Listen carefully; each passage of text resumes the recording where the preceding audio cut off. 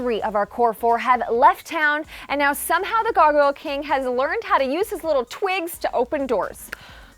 Let's bunker down together and talk it all out on Sweetwater Secrets.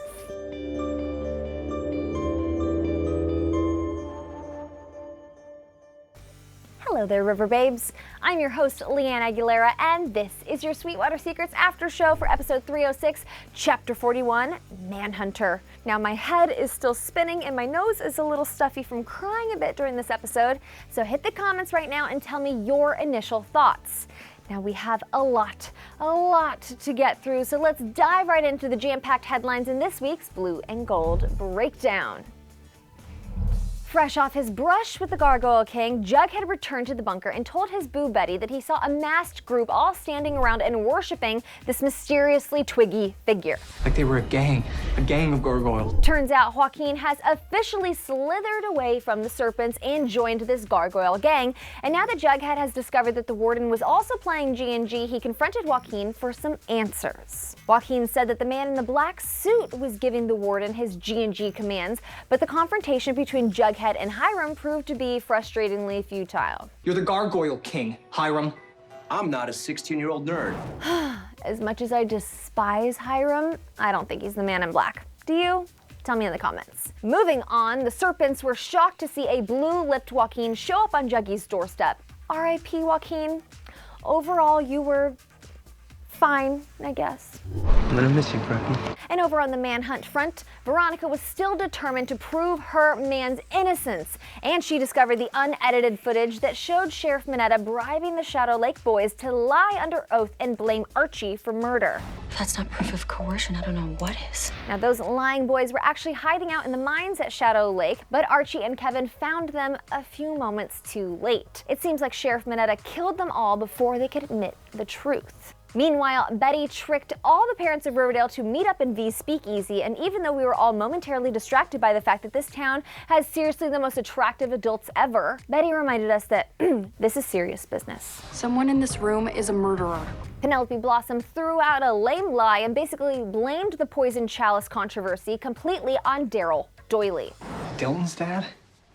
Isn't he Dead? Yeah. Turns out Daryl didn't commit suicide. He was poisoned. And although Penelope denied Betty's accusations, Sheriff Keller admitted that he was the one to cover up the murder, and her own mom wrote an article supporting the lie. And the Gargoyle King apparently got tired of lurking in the woods, so he decided to pay a visit to the Cooper household instead. With the glorified stick figure down in the living room, Alice and Betty were shocked to see a familiar face climbing through the bedroom window. Pete, the Gargoyle King is in the house. Now, by the end of the episode, 3 of our core 4 were out of the picture. Jughead joined his best bud Archie, and the two of them decided to skip town and ride the rails. And Alice Cooper committed the biggest parental sin you could make in Riverdale. She sent Betty off to live with the Sisters of Quiet Mercy. There's no safer place for you now. But Betty quickly realized she definitely isn't safe. Goodness gracious, that was a lot of information to pack into one episode. So let's take a deep breath and channel our attention into 7 seconds in heaven. Now, as much as I love it when Betty and Jughead share a smooch, and this episode had a damn good one, there's something about a simple yet sweet forehead kiss that really makes me swoon. Oh, and don't even get me started on their nose nuzzles. But we're gonna mostly focus on Veronica and Archie right now because this was a very big episode for them. Things with Archie started out fun as the duo shared some bunker sexy times in Jughead and Betty's bunker sexy time bed. And that makes it official. That bunker is now the sexiest place in Riverdale. Poor Dilton would probably be turning over in his grave right now if he knew that his super secret bunker has now turned into the speakeasy of spooning. I mean, this bunker is the only place in town we can get a modicum of privacy. But it seems like that was Varchie's last canoodle for a while. Now, despite the fact that Veronica found the evidence to prove Archie's innocence and sweetly set up an over-the-top welcome home party for his return, he regretfully told her that it was time for him to leave town so he could escape Hiram's vicious clutches once and for all. Goodbye, Veronica. Their tearful goodbye was gut-wrenching, and I definitely reached for a tissue or two. But even though it was a tough one to watch, I still have hope for their future. Because we're endgame, Archie.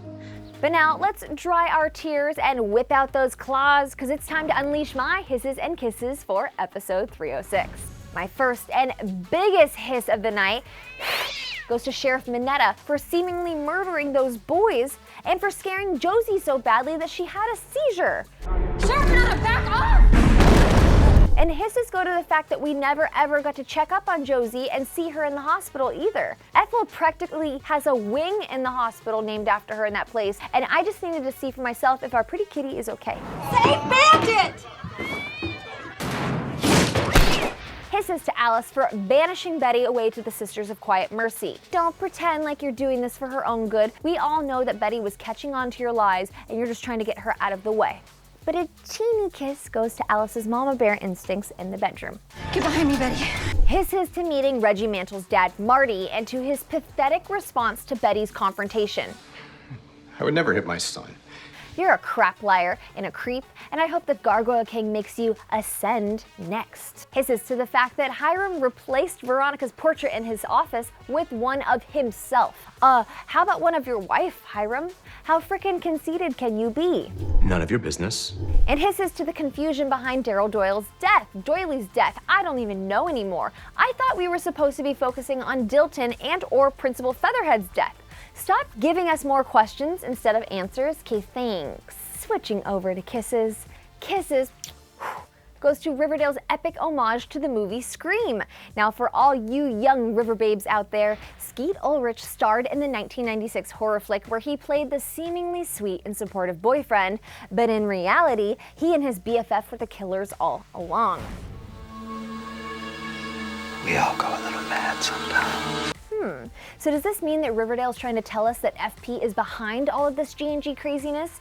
It sure seems like Betty is starting to think so.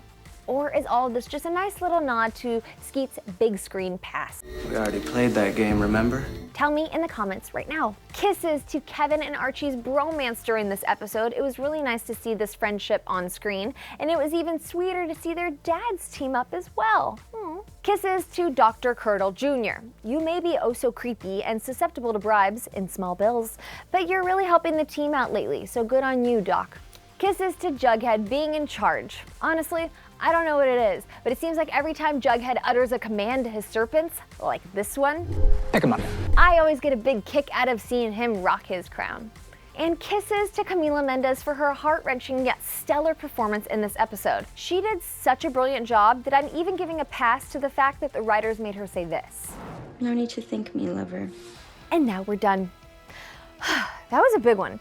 And I can't wait to read all of your hisses, kisses, comments, and theories and see what you guys had to say during our next Sweetwater Secrets preview show for episode 307, chapter 42, The Man in Black. You know what to do, Riverbabes. Give this video a like and then hit subscribe so you never miss an episode.